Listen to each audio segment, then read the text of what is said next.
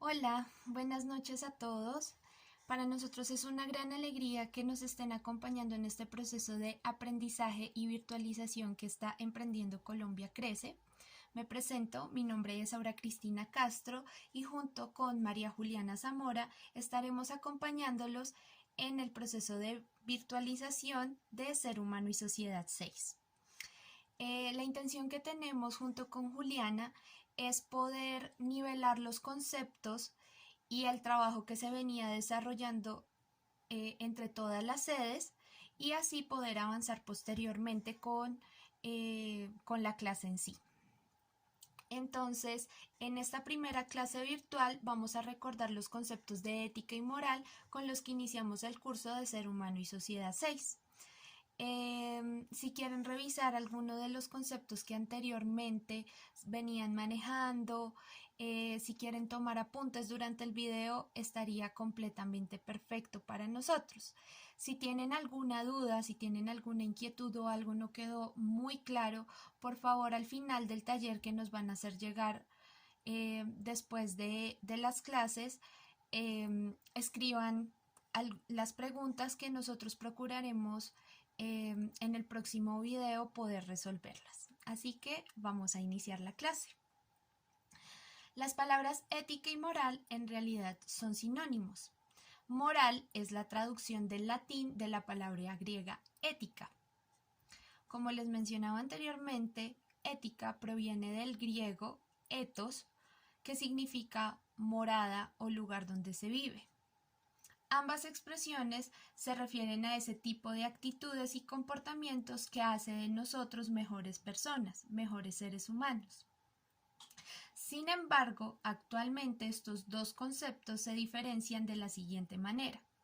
La moral describe los comportamientos, las valoraciones, las normas y costumbres que nos conducen hacia lo bueno, lo deseable, mientras que la ética es la ciencia filosófica que reflexiona sobre dichos comportamientos, valoraciones, en fin, sobre la moral en sí. Hubo dos autores filosóficos que trabajaron el tema de la ética y la moral. Vamos a profundizar un poco en ellos. Ellos son Georg Wilhelm Friedrich Hegel y Immanuel Kant. Vamos a iniciar con la filosofía de Hegel. Hegel consideraba que la moralidad se encuentra relacionada con el bien moral. Pero, ¿qué es el bien moral? El bien moral está definido como la autonomía o libertad que cada uno tiene de elegir, lo cual él denomina como conciencia moral. La conciencia moral es la intención que tenemos como individuos sobre nuestros actos y los juicios que hacemos sobre ellos. La moralidad en Hegel depende de cada individuo, es decir, es subjetiva, ya que depende de la interacción que tenga este individuo con su comunidad, es decir, de quién es y de lo que lo rodea. La moral pasa a la ética con Hegel en el momento en el que la persona revisa dentro de su sociedad ciertos comportamientos y los aplica para tomar sus propias decisiones, para su propio accionar.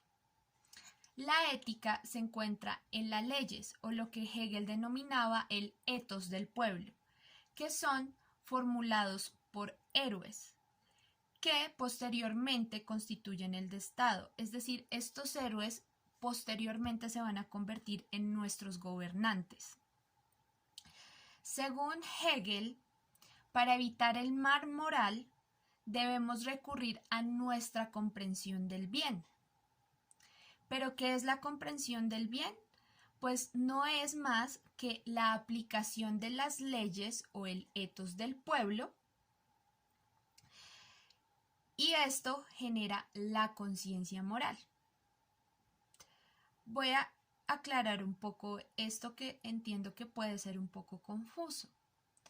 Para Hegel, lo que permite que seamos seres que obran bajo el bien moral es ser conscientes de nuestros actos. Pero ¿qué es ser conscientes de nuestros actos? Es esa aplicación de las leyes que están dictadas por el Estado, ¿sí?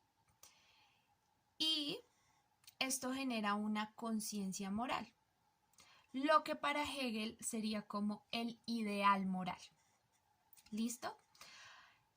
Para entender un poco por qué Hegel pensaba así, vamos a profundizar un poco en el contexto histórico en el que se desarrolló toda esta filosofía. Hegel nació en Alemania el 27 de agosto de 1770 y falleció en 1831. Durante el periodo en el que vivió, muchos acontecimientos turbulentos tuvieron lugar, entre ellos la Revolución Francesa. Esta ocurrió en el periodo de 1789 a 1799. Y dentro de la Revolución Francesa hubo un momento que se conoció como la época del terror, que fue un año de demasiada violencia durante la Revolución Francesa. Esto ocurrió entre 1793 a 1794. ¿Qué ocurrió en esta época? Muchas personas, tanto nobles como plebeyos, fueron decapitados por los jacobinos, que fueron los que tomaron el poder durante la Revolución Francesa.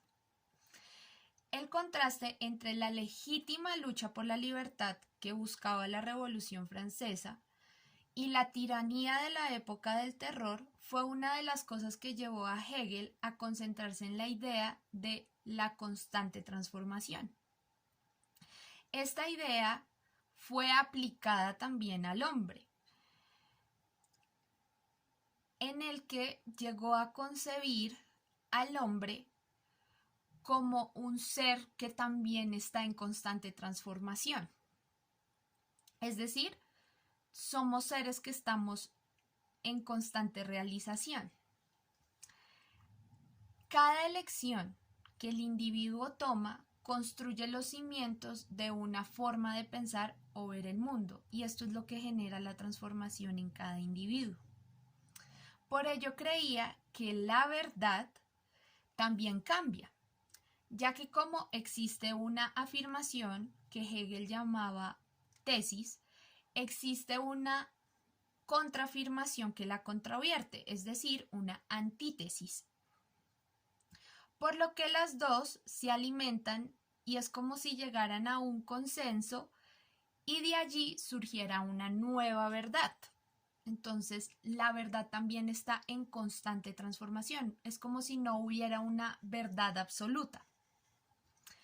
Por su parte, Kant nació en Königsberg, Prusia, una ciudad que entonces era parte del Imperio Alemán y que hoy se llama Kaliningrado y hace parte de Rusia.